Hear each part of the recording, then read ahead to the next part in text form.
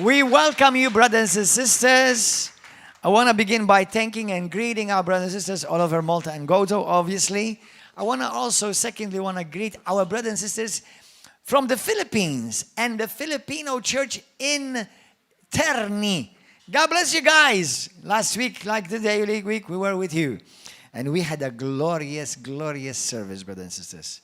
People set free, people delivered, people healed, people mightily filled with the Holy Spirit. That's exactly how it's going to happen this morning. Amen? Hallelujah. And I want to greet also our churches and our ministries, especially in Uganda, Kenya, America, Canada, and Italy. Praise God. Let's pray together. Let's pray.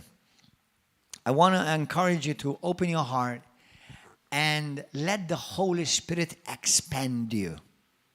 Let the Holy Spirit expand you. Amen.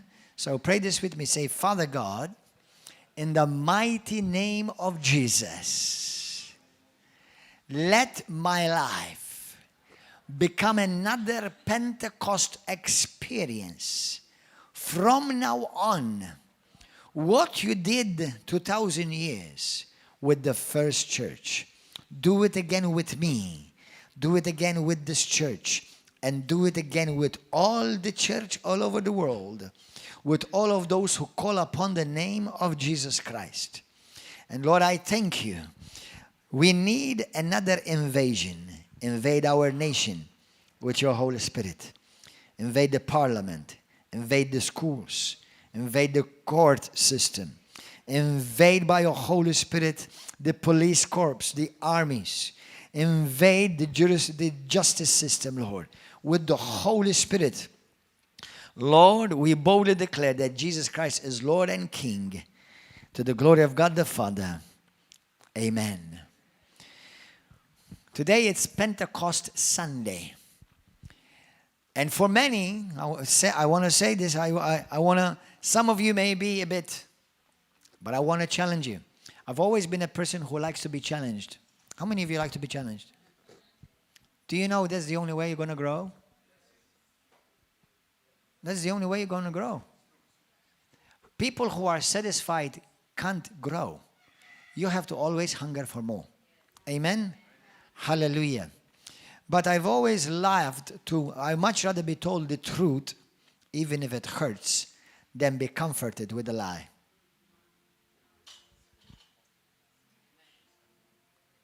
Amen.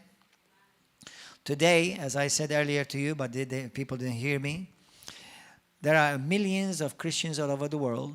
Some of them truly love Jesus. Some of them are just religious. But they're celebrating a day on calendar, Pentecost. But Pentecost is not about a day, but it's about a true experience with the Holy Spirit.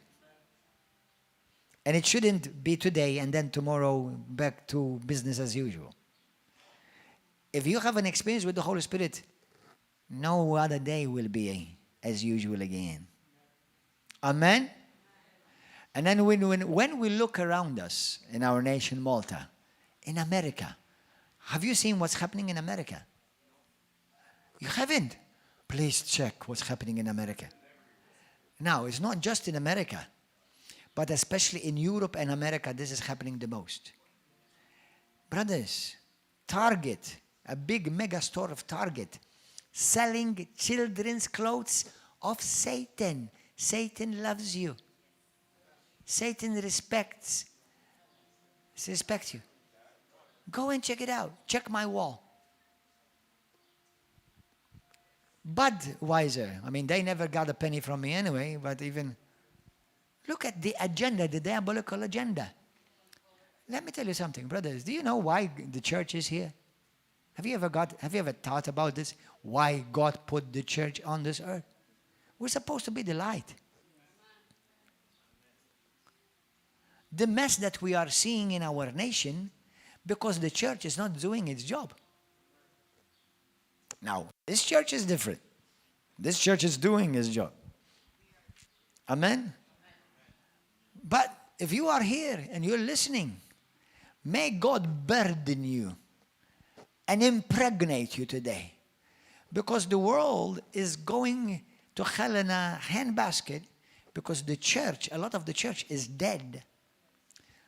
With all due respect and out of love, many Christians who are celebrating Pentecost today will never experience not even 1 ounce of power.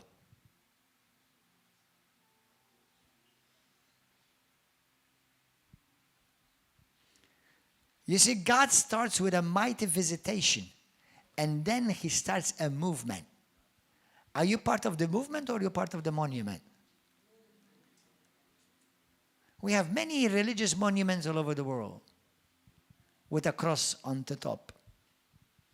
But more people are becoming demon-possessed, including in schools. Students, children. Why? Because the church has abandoned the Holy Spirit, has abandoned the Scripture, has abandoned Jesus. Are you ready to give up to the devil? How many of you just want to hand the devil on your life, your family, your school, your education system? How many of you are ready to hand over your nation to the devil? Okay, devil, take it because it's the last days. How do you know it's the last days? And how lost are we in the last days? Now, you can see it this way. You can either say it must be the last days because wickedness has increased drastically. Or else you can say this is great days because it's an opportunity for the church to shine brightest by the power of the Holy Ghost. And most probably both of them will happen at the same time. Are you understanding what I mean by this when I say they most probably will happen at the same time? The evil will become more evil and the righteous will shine even brighter. Amen? Hallelujah. Go to the book of Luke chapter 24 and go to 1 Corinthians chapter 4. Thank you, Holy Spirit. Speak to us, Holy Spirit. Stretch us, Holy Spirit. Challenge us, Holy Spirit. Invade our being, Holy Spirit. Luke 24 and 1 Corinthians chapter 4. Look what it says in 1 Corinthians chapter 4, verse 20. For the kingdom of God is not in word, but in power. For the kingdom of God is not in word, but it's in power. For the kingdom of God is not just a lot of talk, New Living Translation. The kingdom of God is not just a lot of talk, it is living by God's power. TPT, the Passion Translation. For the kingdom realm of God comes with power. Not simply impressive words. I know of churches that they do wonderful homilies, but not 1 ounce of power. Words do not change atmospheres by themselves. Words and good talk and smart looking or smart hearing, smart type of talk won't change people. It is the Holy Spirit that changes people and changes nations. History was marked not because of just words, but because of the power of the Holy Spirit. In the book of Luke chapter 24, this is Jesus before he is ascending into heaven. Luke 24:48. Jesus said, "Behold, I send the promise of my Father upon you. But tarry in the city of Jerusalem until you are endued with power from on high." Until you are endued with power from on high. What did Jesus want to give this church? What did Jesus want to give his church? Come on, talk to me. Power. Hallelujah. 24:48 in the TPT. For you are my witnesses, and have seen yourself all that has transpired. I will send the fulfillment of the Father's promise to you. So stay here in the city until you are clothed with the mighty power of heaven. Go to the book of Acts chapter 1, verse 8. Acts 1, chapter 8. Acts chapter 1, verse 8, sorry. But you shall receive power. Now, I'm going to say some things that most of you already know them, but I want to remind you. Jesus did not come to start another religion. Jesus came to establish a kingdom. Did you know that? How many of you know that when Jesus came, he came to establish a kingdom? Lift up your hand. If you don't lift up your hand, you're telling me that you don't know. When Jesus came, he came to establish a kingdom. Lift up your hand. He did not come to establish a democracy. A church. But a church, okay, let me tell you. He came to establish a church. But actually, the church is part of the kingdom. Okay? Now, listen to this. Jesus says, unless one is born again, he cannot what? See? The kingdom of God. I want you to think about what Jesus really said. He said, you cannot see. You cannot see. See. And then he said, and then you cannot enter. So when one is born again, what he should expect to see is the kingdom. See. Not just hear. See. Are you understanding something? So, the kingdom of God is God, Jesus, King, and Dom is the dominion. So Jesus, the kingdom of God, is where Jesus as King dominates and reigns. Gordon John Manchè is a citizen of the kingdom, not a member of the church. What does that mean, Pastor? Because in the church, we are called sons and daughters. That's why in River of Love, we operate apostolically. That is, we believe in the apostolic movement. Number one, there was no other movement that Jesus ever started except that one. And the kingdom movement, the prophetic movement, because the Spirit of Christ is the Spirit of prophecy. The Word of God, the Holy Spirit. Amen. And so we here operate as a kingdom. Now listen to me carefully, because I'm about to bring a shift into your life. When Jesus comes as a king, he doesn't try to convince. A king does not sit down around the table and we have a delegation about how we should do things. No, Jesus comes and dominates. Are you understanding that? A king dominates. Are you understanding that? You see, a prime minister does not dominate. He has to delegate, or he has to talk, have a talk. Let's have peace talks. No, Jesus wants to dominate with peace. Let's talk about education. No, Jesus says already, no, I know what I want in education. I want righteousness established, and I don't want to discuss it. This is how it's going to be. Do you understand? So kingdom is dominate, king dominating. Now in the kingdom there are citizens. We are citizens of the kingdom. The Bible says we're ambassadors of the kingdom. Amen. So the church, Jesus did not come and taught his people about church. He taught his people about kingdom. Now I have a whole series of teaching about kingdom, but just so that I give you an idea, the word kingdom in the Gospels is mentioned, the word kingdom in the Gospels is mentioned hundreds of times in the Gospels and the New Testament. The word church in the book of Matthew, for example, alone is only mentioned once. The church is mentioned only a few times. Now, don't take me wrong. I'm not saying that I don't believe in the church.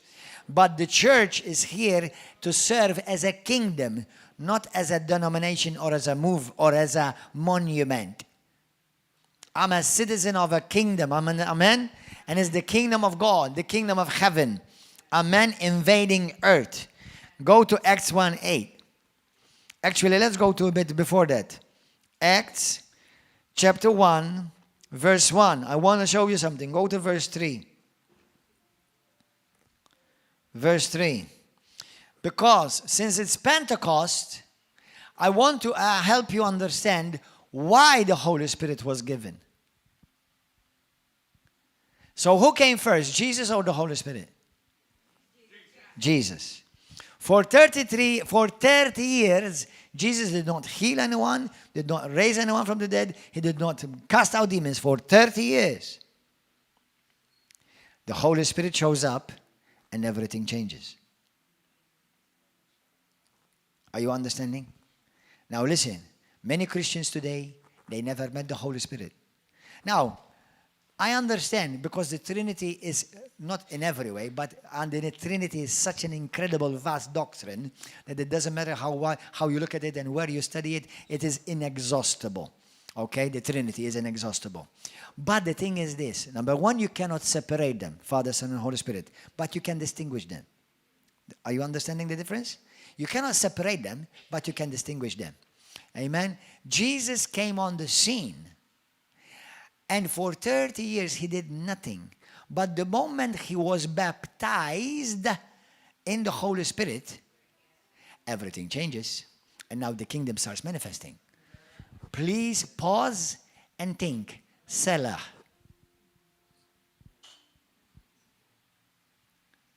How many of you understand Selah? Selah. In the book of Psalms, when you read Selah means pause and think. Meditate what you just read. Selah. Pause and just think what you just heard. 30 years, God incarnate in the flesh, yielding, emptying himself and making himself a servant. Not one fly healed.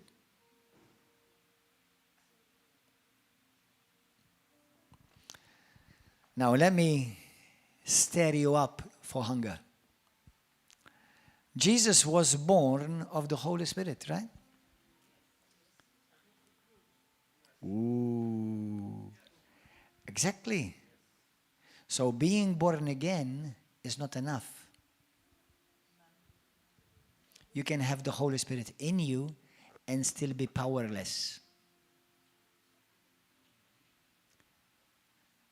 For the shadow of Almighty will come upon you, and the child which you shall have, you shall be born by the Holy Spirit. Luke chapter 1, go and read it.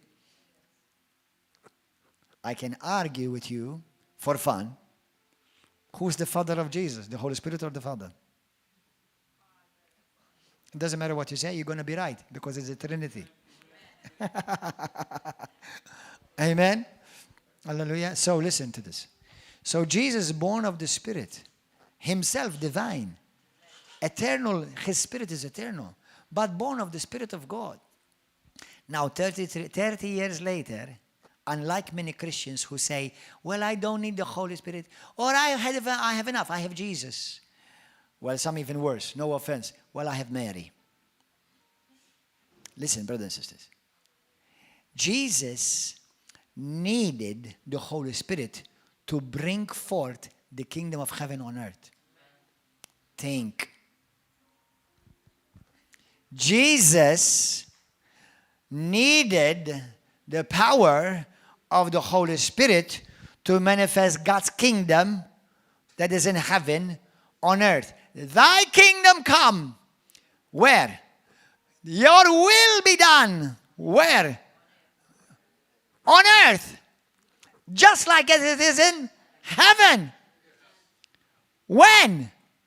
When did Jesus pray that? Was that a prayer that Mary taught him? Or Joseph taught him? That's a prayer that the Holy Spirit taught him. When he was baptized in the Holy Spirit in Jordan. Okay?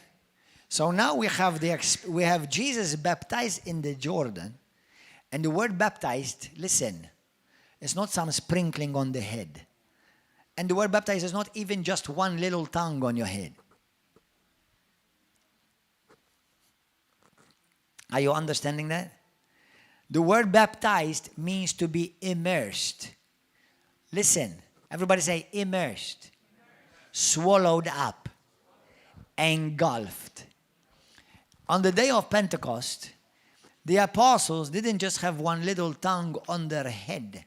The Bible says, if you study it in Greek, each one of them became like a tongue of fire. They were engulfed with fire of the Holy Spirit. Are you understanding? So listen, for all of you Christians who are listening, and maybe some of you here, you may have heard, but I already have the Holy Spirit.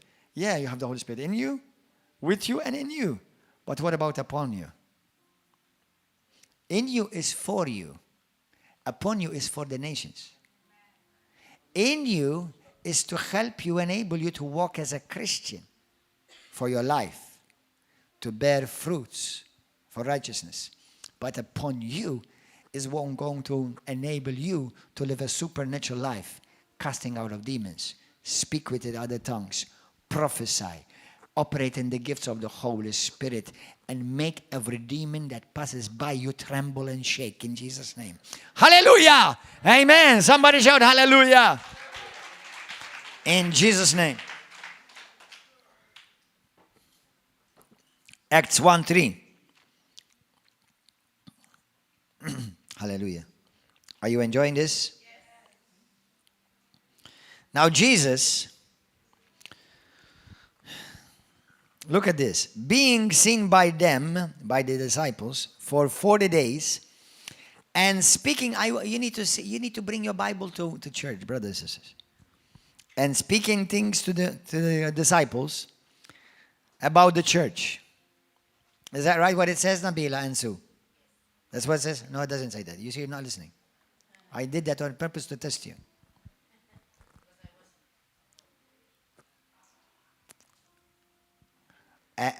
I don't like it when I see people not looking in your Bible. Do you know what changed me, brothers and sisters? The Bible. Now, let me ask you this question. When you have people preaching to you, do you always not check what the Bible says? Because if you do it with me, do you do the same with others? It's not a good thing, huh? Now, thank you for loving me. Thank you for trusting me. But I don't trust me.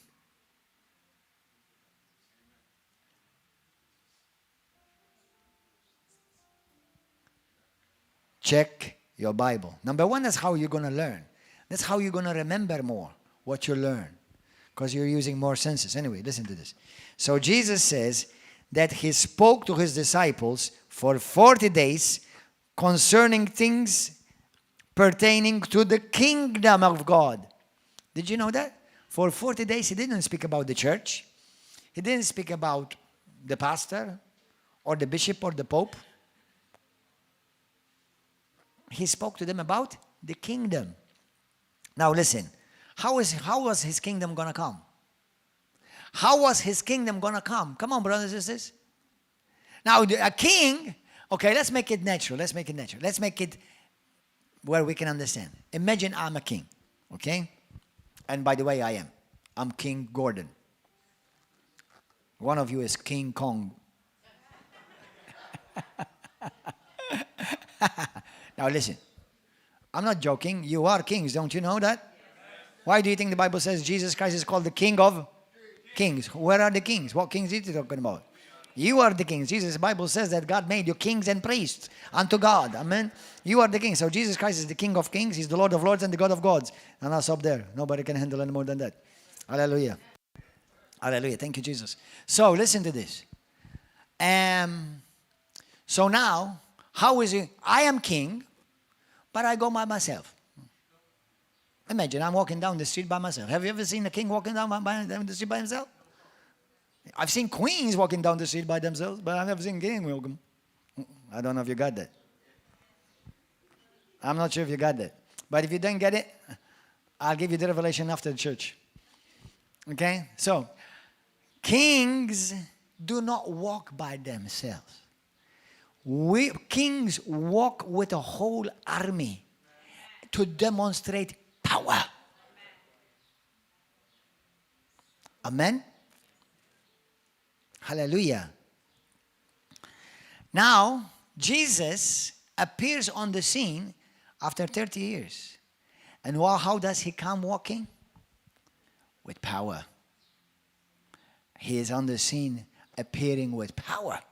And all the people around the towns, everyone is talking about him. Because now they're experiencing something that they've never seen before. And that's called the kingdom of God, which came by power. Amen? Go to the book of Luke, chapter 11, quickly. Are you learning something this morning? Luke 11. Thank you, Holy Spirit, for teaching us. Hallelujah. Now listen to this. Verse 20. Luke 11:20. Jesus says this word. How do I know that the kingdom of God has come and the king has come? Verse 20. If I cast out demons with the finger of God, surely the kingdom of God has come upon you. For many years, I thought that the kingdom of God, I'm going to find it when I go to heaven. No. The kingdom of God, you discover it when you're born again. Some confuse the kingdom of heaven with the kingdom of God. The kingdom of God is all. The kingdom of heaven, that means the kingdom of God that's in heaven. But the kingdom of God that's in heaven, God wants it to be released on earth. And you are the earth that he wants to release it through. Remember that? You're the earth that God wants to reveal heaven through. Amen. And how is that going to happen? By the power of the Holy Spirit. Amen. Hallelujah. Now I want to say to you a quote. I love this.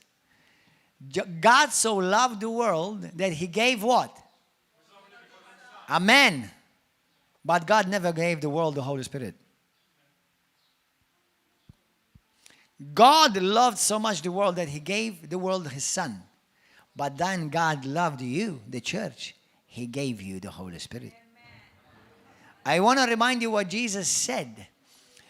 Jesus said in 3 different places in the gospel. Luke 5:36, for example, 38. Then he spoke a parable to them. No one puts a piece from a new garment on an old one. Otherwise the new makes a tear, and also the piece that was taken out of the new does not match the old. And no one puts new wine into old wineskins, or else the new wine will burst the wineskins and be spilled, and the wineskins will be ruined. But new wine must be put into new wineskins, and both are preserved. Brothers and sisters, that's why you must be first born again, and then be filled with new wine. Jesus Christ called the Holy Spirit of the Pentecost new wine. He reserved the new wine till the end. And the new wine is getting sweeter. Do you know that there's a movement of the Holy Spirit all over the world right now? It's increasing. Anyone is unaware of what's going on in the world? Listen, I know there's a lot of bad stuff going on in the world, but there's a lot of God kingdom stuff is happening in the world. Amen. Hallelujah. And one of those kingdom stuff in the world is happening in Malta right here in Jesus' name. Hallelujah. Amen. Thank you, Lord. Thank you, Holy Spirit. Amen. Some of you are not excited enough yet. Amen. So, the world can only receive Jesus. Bible says that Jesus Christ is the friend of sinners, right? Right? Does the Bible say that the Holy Spirit is the friend of sinners? No. The Holy Spirit is a friend of kingdom citizens, saints. Amen? The world cannot receive the Holy Spirit. He identifies with holy people who have been washed by the blood of Jesus and set apart. Amen? Jesus said the Holy Spirit, the Spirit of truth, the world cannot receive. John 14:16 and 17. Now, how does the kingdom of God come? Number one, Jesus Christ comes on the scene. First. Second, the king brings alongside with him the robe, because it's called the robe of righteousness. the spirit of righteousness and holiness, bringing the kingdom, bringing dominion and domain. Amen? Now, what is the kingdom of God? There are several scriptures in the New Testament. I cannot make another teaching on this alone right now. But Jesus said the kingdom of God is in you. The kingdom of God is upon you when the Holy Spirit has come upon you. Go and preach the gospel of the kingdom and tell them that the kingdom of God has come. And how did they tell them they come? This week, it happened to me 2 Jehovah's Witnesses twice, different times.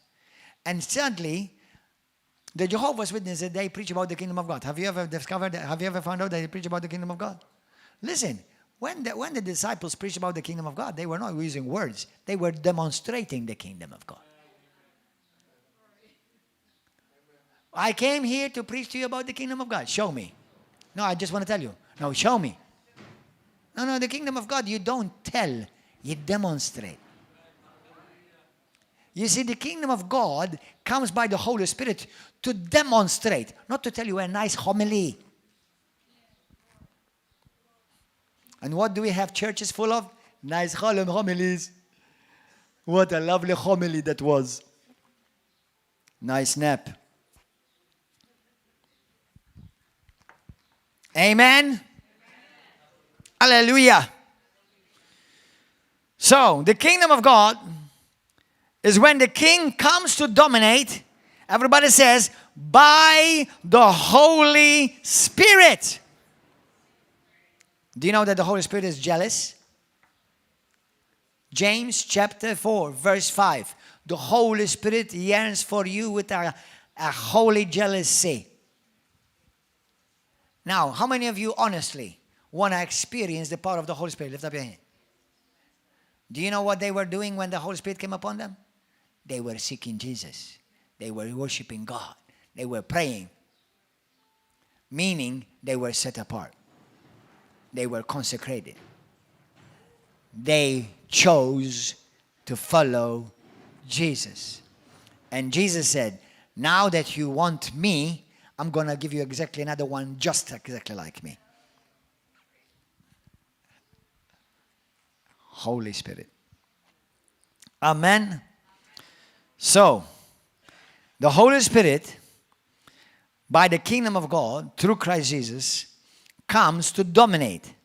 Now, one, listen to me carefully.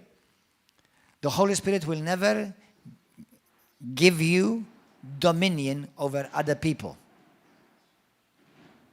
Because there is free will in the middle. If I can do that, I will dominate Malta right now in Jesus' name. And I have all the knowledge and power and authority in me to do it. But I can't.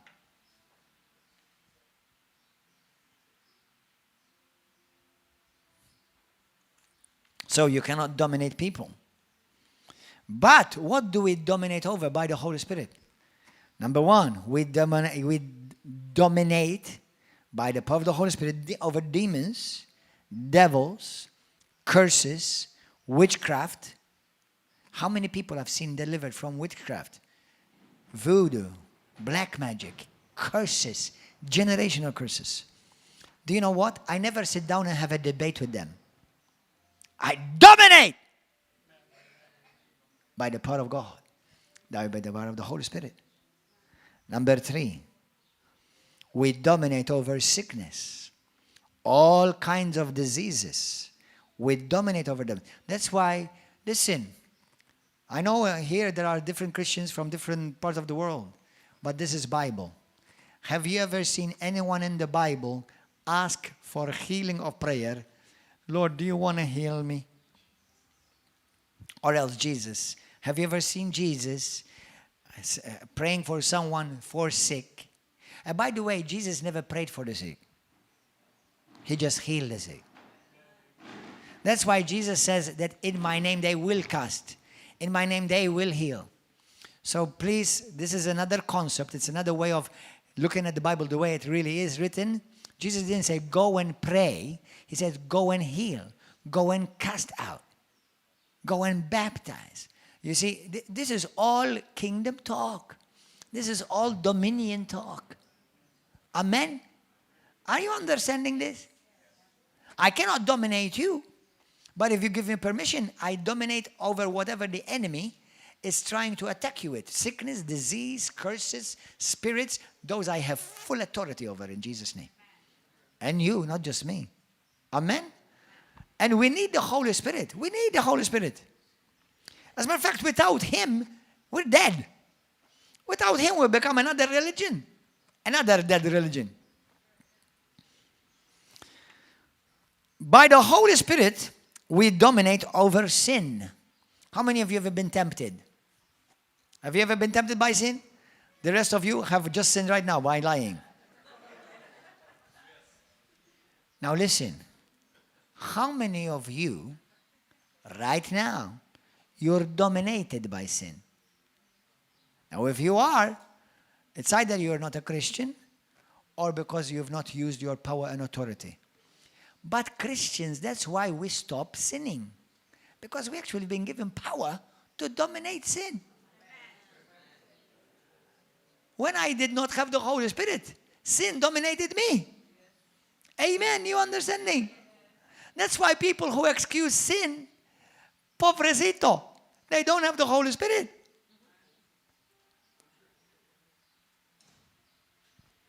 We don't excuse sin. I know we are tempted, but the more we are filled with the Holy Spirit, the more we'll be able to exercise power and authority to dominate sin. And if you want to know what is sin, how many of you want to know what's sin? Now sin, because it's interesting in this age that we live in, there are many churches that certain things that God calls perverse and diabolical and corrupt, they call it, well, it's a freedom of choice. Or we call them, it's another way of looking at it. You know, it's amazing what's being tolerated in so-called churches. Listen, if you want to know what sin is anything that you can't imagine Jesus do.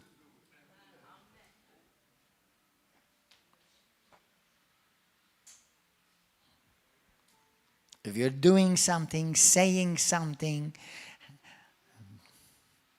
and you can't imagine Jesus doing it, it's sin. You're missing the mark. Amen? Hallelujah. When you are born again, you have been given authority, a right. In the natural, we call it birthright. Right? Birthright. Amen? Are you understanding that? Birthright. So every born-again Christian, okay, they have authority actually. And the Bible talks about that now every Christ-like child of God in Christ, they have authority. You see, we have authority the moment we're born again.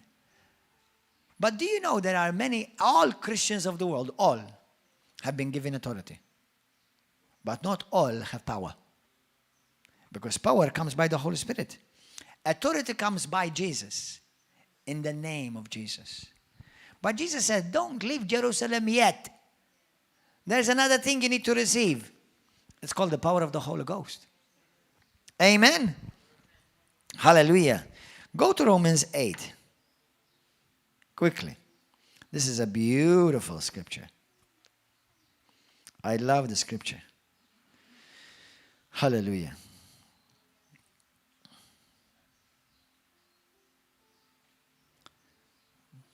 Blessed be the name of Jesus. Now listen to this. Verse 22. For we know that the whole creation groans and labors with burning pangs together until now. Not only that, but we also have the first fruits of the Spirit, even ourselves groan within ourselves, eagerly awaiting for the adoption, the redemption of our body. Slightly before. Verse 21.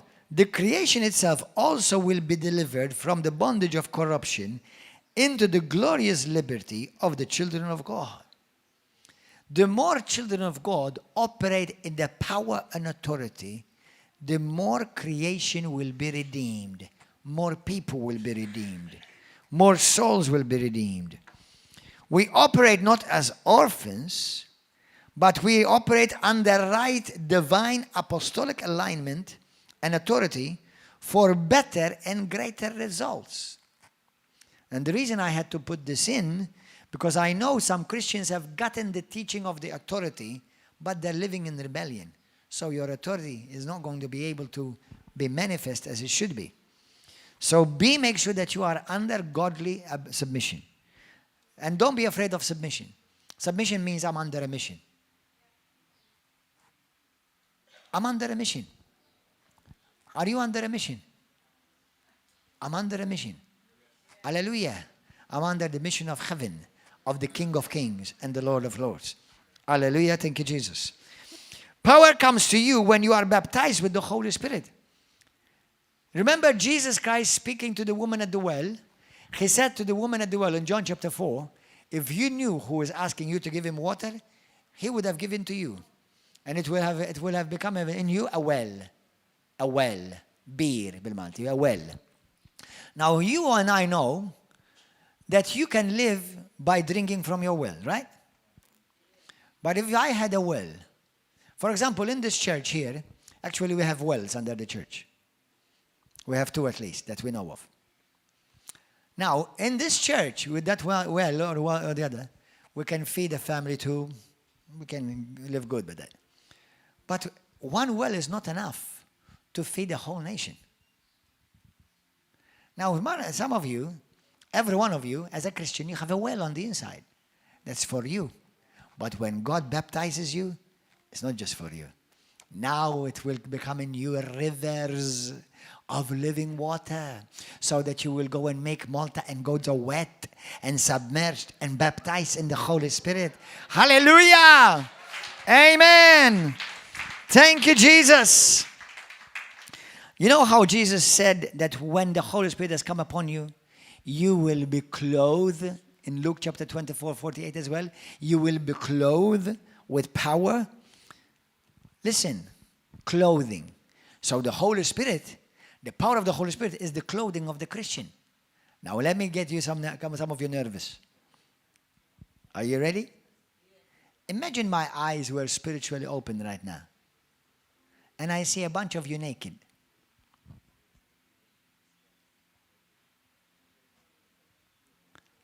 Now, brothers and sisters, listen. Christians who are not clothed with the Holy Spirit, do you know how Satan sees them? Naked.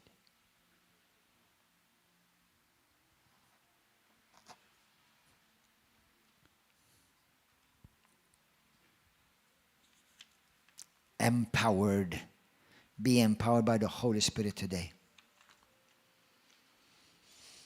Jesus built a supernatural church by the Holy Spirit, by the dunamis, miraculous working ability that makes each member or each child, each son, a supernatural member of this glorious church. Without the Holy Spirit, the church becomes a monument, an antique museum. Now, don't be offended. I love antiques. And when I just been to Rome right now. Last weekend I was in Rome. And man, the beautiful monuments are there, incredibly beautiful. But let me tell you something. Not 1 ounce of power.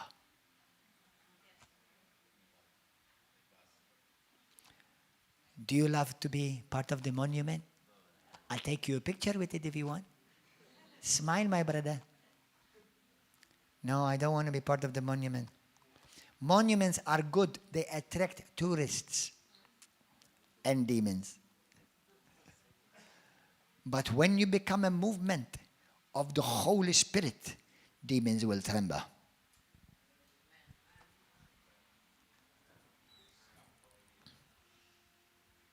Don't make something that God wanted to be alive. Don't make a monument out of it. Without the Holy Spirit, the church is dead. And the majority of the church in the world is dead. Listen, when the church started 2,000 and some years over than ago, the biggest, the most potent, most daring, most evil kingdom fell. It was called the Roman Empire. Do you know by what it fell? by a Pentecost movement. And I'm not talking about the Pentecostal denomination, because even some of the churches of the Pentecostal denomination have become another movement and have become another monument. I'm talking about, imagine we are 2,000 years ago. We are grabbed by the Holy Spirit. Imagine if we see all of this on a nationwide scale.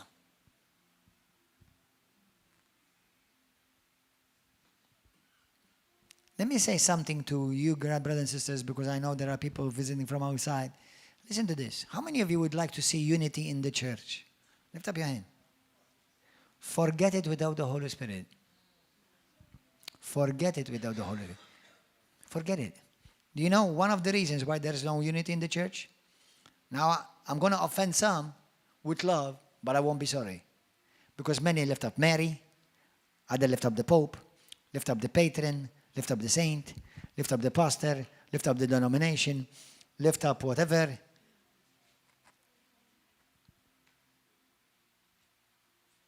Others, we don't believe in the Holy Spirit.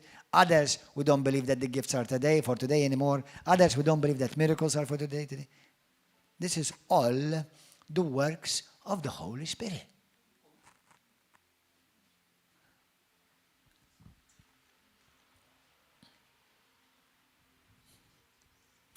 And may I remind you, the Holy Spirit is God.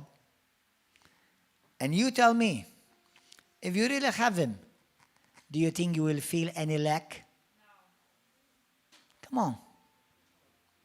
One Roman Catholic leader one day, charismatic Catholic leader in Malta, one day said to me, now don't be offended. I love Mary, okay? I love Mary and I honor Mary and I look at her as an example of our faith. But Mary is still human. The Holy Spirit is God. When you go to heaven, none of you are going to be omnipresent or omniscient or omnipotent. That is an attribute only to God. And Mary did not become omniscient, omnipresent, or omnipotent. Amen? She's still human, holy, blessed. Praise God. But she's still human. Only the Holy Spirit can solve the mess the church at large is in. Amen.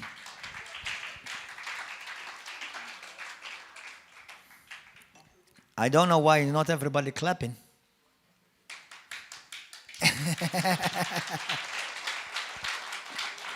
For all of you Roman Catholics following this message, if there's one thing I want to encourage you to imitate Mary in, is this. Acts 1:14. She was filled with the Holy Spirit and spoke in tongues. Yeah, that's what the Bible says. Did you know that? Yeah, she was in the upper room with those 120. Roman Catholics, I challenge you. Take it. Be like Mary. Be filled with the Holy Ghost and fire. Hallelujah. Amen. In Jesus' name. Hallelujah. Glory to God. Without the Holy Spirit, we'll still remain under the oppression of the devil. And that is why many nominal Christians are oppressed by the devil and need deliverance. Brothers and sisters, can I boast in the Lord with you? Amen? Not in myself, in Jesus. Now, I am fully aware that without Jesus, I'm just a bunch of dirt. I know that. But, for example, last week, we've been to a church. Praise God for our beloved brothers and sisters in Terni, Italy. That as the Holy Spirit came and mightily manifested, apart from people healed and were filled with the Holy Spirit and spoke with other tongues, there were Christians that surprised everyone were delivered from demons. Brothers and sisters, let me tell you something. If the Holy Spirit moves in many churches today, one of the people that will run away most probably will be the pastor or the priest. If they won't even be themselves one of the people to be delivered. Brothers, the Holy Spirit is the fire of God as well. Listen, the devil is comfortable coming to church. Oh, very comfortable. And listen to a nice homily.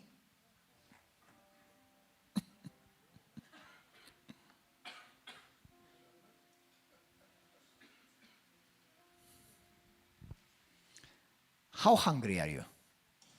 Come on, be honest. Ask yourself that question. How hungry am I?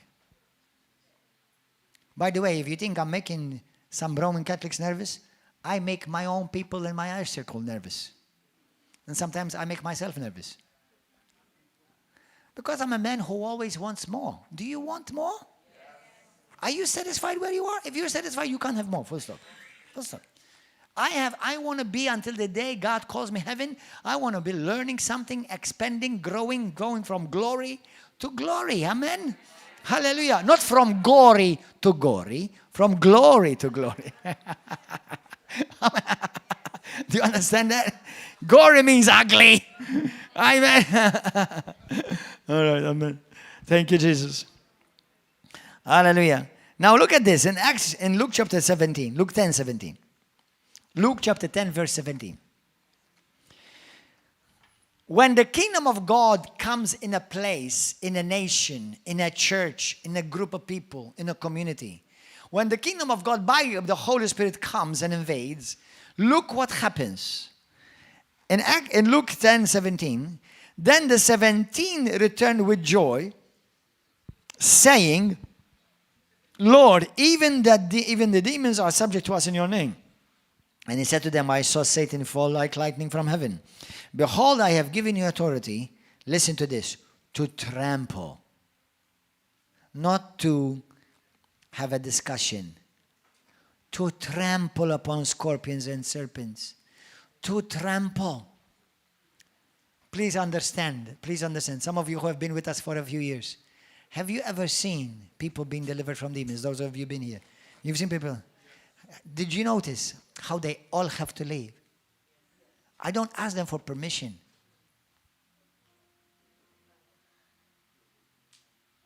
Why? Because the kingdom of God, revealed by the Holy Spirit, is dominating. And they have to leave. That's why you've been given power and authority. Authority through Christ, power through the Holy Spirit to trample. Trample. Some Christians are too sweet with the devil. Hallelujah. To trample means to exercise force, power over the power of the enemy. Listen, the Bible says that the devil has power, but compared to the power of the Holy Spirit, it's nothing. Power forces, evil spirits have to leave. Curses have to be broken. Sicknesses have to be leave and people healed. In the book of Luke chapter 5:17, the Bible says, and the power of the Lord was present for all to be healed. The power of the Lord was present for all to be healed. I give God all the glory, and the credit goes all to Christ, our Father and Jesus Christ. But listen, when we see people healed today, when we just saw and testify Laura, it is the power of God. It is Jesus manifesting by the power of the Holy Spirit. And listen to this. Do you know that the power of God is now available? How do we access the power of God? How do you access the power of God? And by the way, the power of God is not just in a church assembly.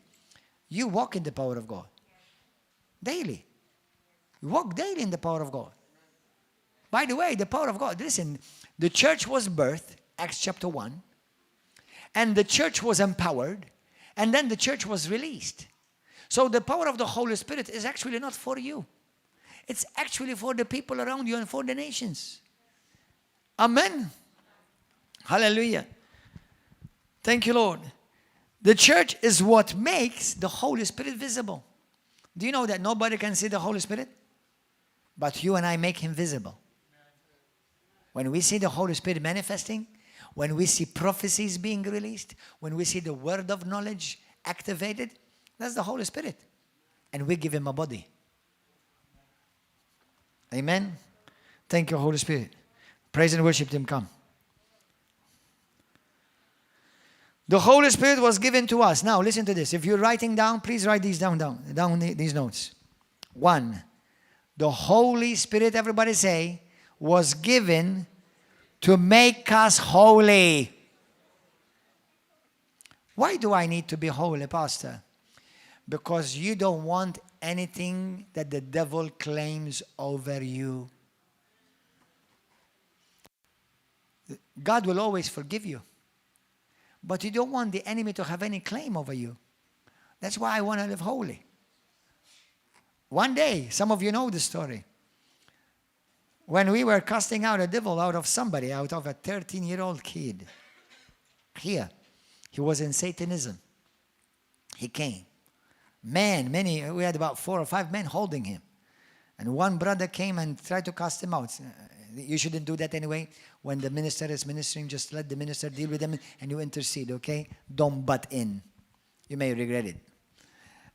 But I remember this brother came and tried to cast him out. Man, I tell you, it was like the movie from Exorcist. He turned his head. It was funny and scary. And I said to him, you want to cast me out? Man, I said, you want to cast me out? He said, how dare you, hypocrite? You were with me last night. That's why I don't want to sin. What does the Lord say in John chapter 3? He says, the devil has come, but he has nothing in me. Can you say today that the devil has nothing in you? If you have offense, the devil is in you. Are you telling me I'm demon-possessed? No, I'm just telling you that you have the seed of Satan inside. Are you offended? You have unforgiveness? You're tolerating certain sin in your life? You've got the devil in you. When I say the devil in you, I'm not meaning demon-possessed. Meaning you're allowing something of the devil in your life. And I want nothing of the devil in my life. That's what it means to be holy, be set apart. And the Holy Spirit was given to me so that I can be completely set apart. Amen, in Jesus' name. Hallelujah. Thank you, Lord. And don't confuse holiness with legalism, okay? Hallelujah. You need the Holy Spirit, point 2, so that He will continue to help you grow and stretch you. I want to remind you, He is bigger than you. So you're the one that needs a lot of growing and stretching. Point 3, the Holy Spirit, you need Him because He is the one who will help you walk one with God. You cannot walk spirit with flesh. You have to walk spirit with spirit. It's the only way you're going to have an intimate relationship with God. The Holy Spirit is going to have only He can help you have an intimate relationship with God. Point 5, you need the Holy Spirit to walk in dominion. In Jesus' name.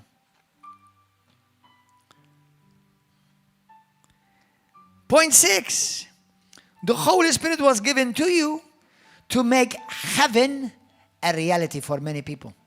Remember, Jesus says, when the Holy Spirit has come upon you, you will be clothed with power, and you shall become my what? Witnesses. Do you know what's a witness?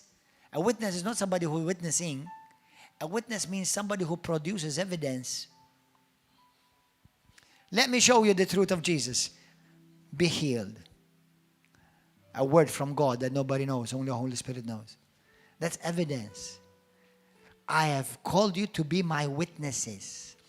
I've called you to show the world that Christ is truly alive.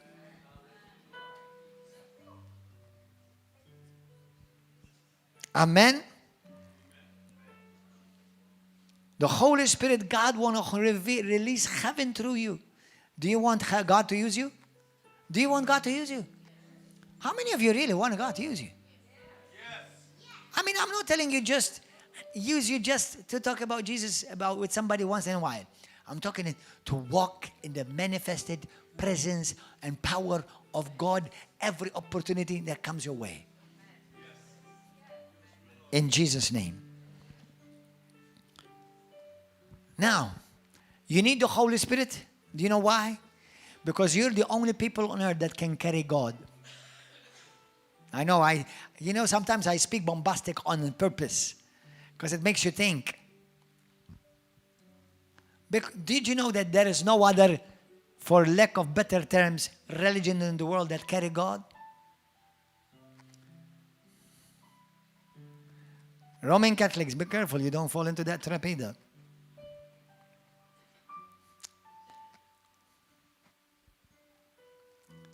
Muslims, they have to go to a mosque. Buddhists, they have to go to a temple. Jews, they have to go, I don't know. Everybody has to go somewhere. God came to you. And He dwells on the inside of you. You are God's address. Hallelujah. Not only God carries me, but I carry Him too. Because He lives on the inside. And He is covering me from all around in Jesus' name. Hallelujah. So that I will be a witness. Listen, don't think that I talk like this just like here. Listen, I go to a restaurant, I pray for the waiter or for the waitress. I pray and I go to a shop, I pray for people. And I pray for healing. And it's amazing how many times God answers me. Listen, He wants, do you know that He wants to make Himself visible? Many people have never seen God, but you can make Him visible by the Holy Spirit. Amen? Today, have you ever received the Holy Spirit? Now, I want to remind you, don't confuse the baptism of the Holy Spirit with having the Holy Spirit on the inside. I'm talking about, remember, Jesus says that the Holy Spirit will come upon you. And when it comes upon you, you will receive power.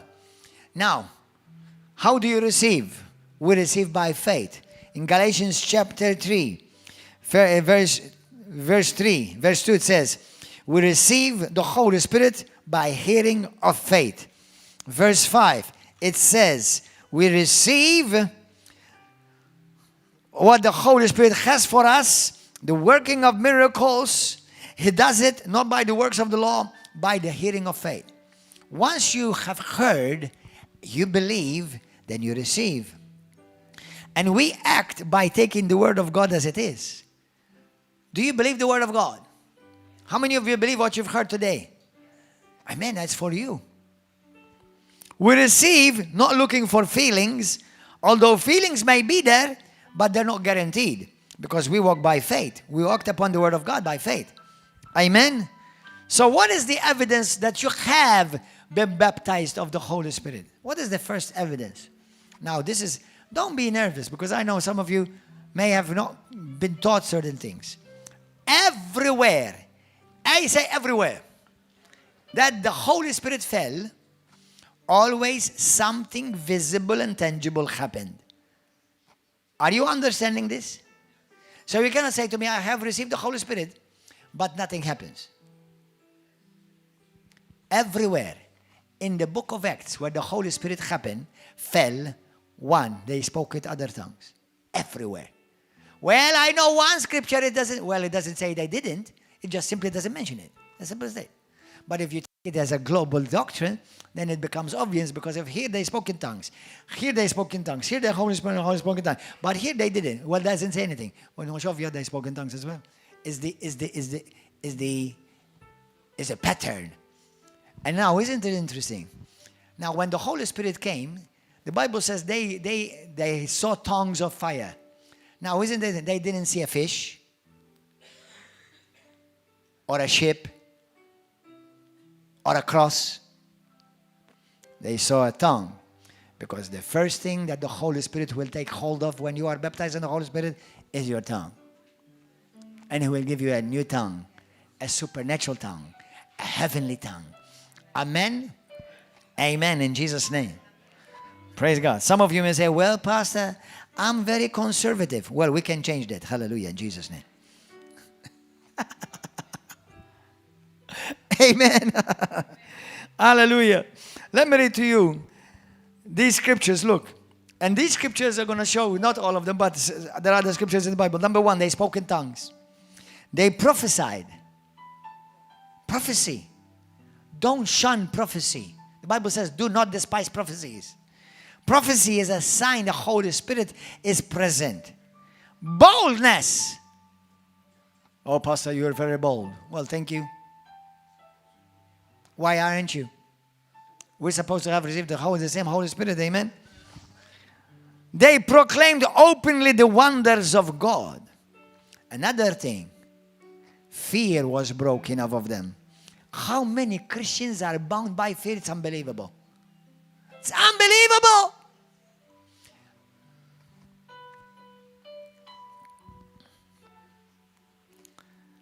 Everyone started operating in the supernatural when the Holy Spirit came upon them. Today I want to challenge you. Be part of the movement of the Holy Spirit and make history. Start expecting God to use you. We need to see the world changed. Amen. Are you happy to see the wickedness increase? Then you be the answer. Be the answer. You can. You are the answer. Amen. Acts chapter 8 verse 14 it says, and now the apostles who were at Jerusalem heard that Samaria had received the word of God. Now the Bible says, and then they sent the apostles to them in verse 17, and they laid hands on them and they received the Holy Spirit. Okay, hallelujah. Now verse 10, chapter 10 verse 44. The Bible says, while Peter was speaking these words, the Holy Spirit fell upon all those who heard.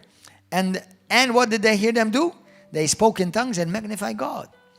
Acts chapter 19 verse 1 through 6.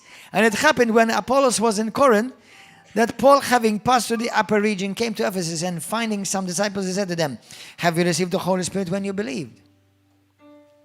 Now they were disciples, but they had not yet received the Holy Spirit upon them.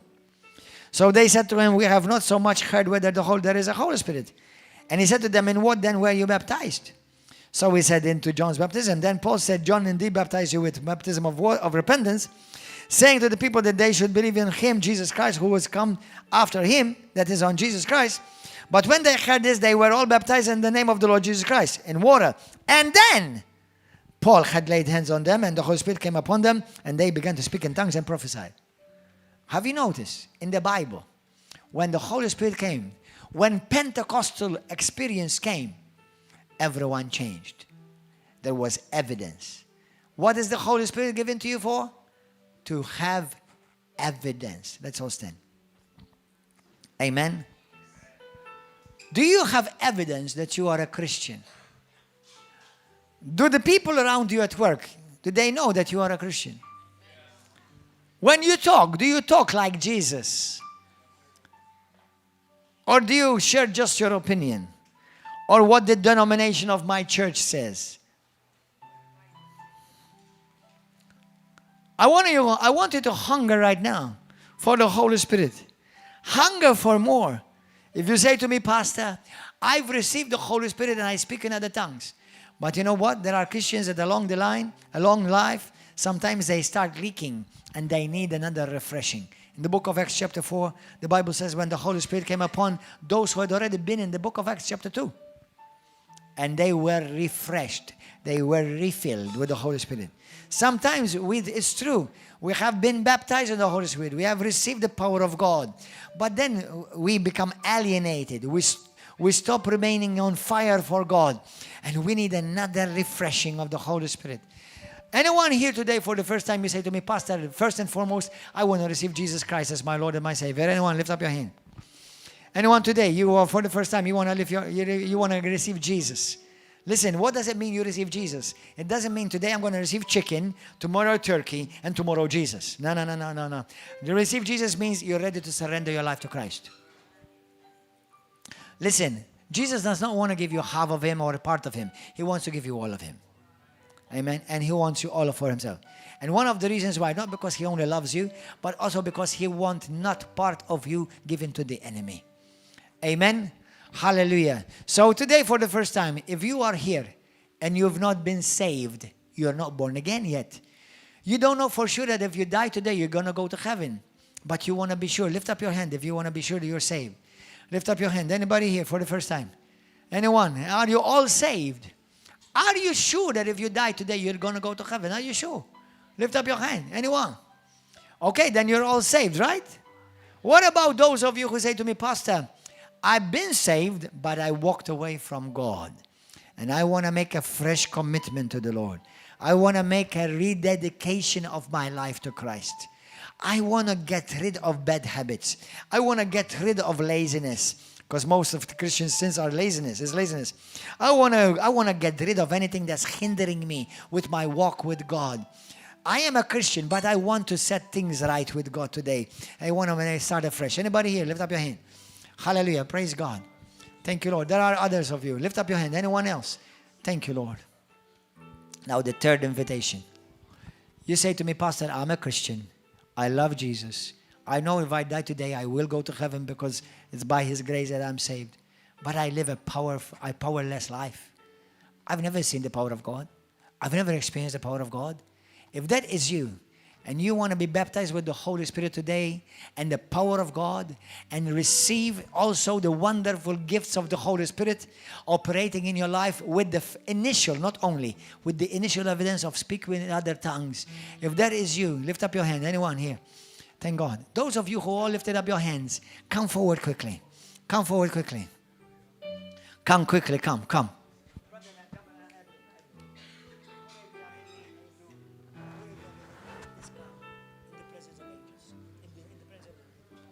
Hallelujah. Come forward quickly. Come.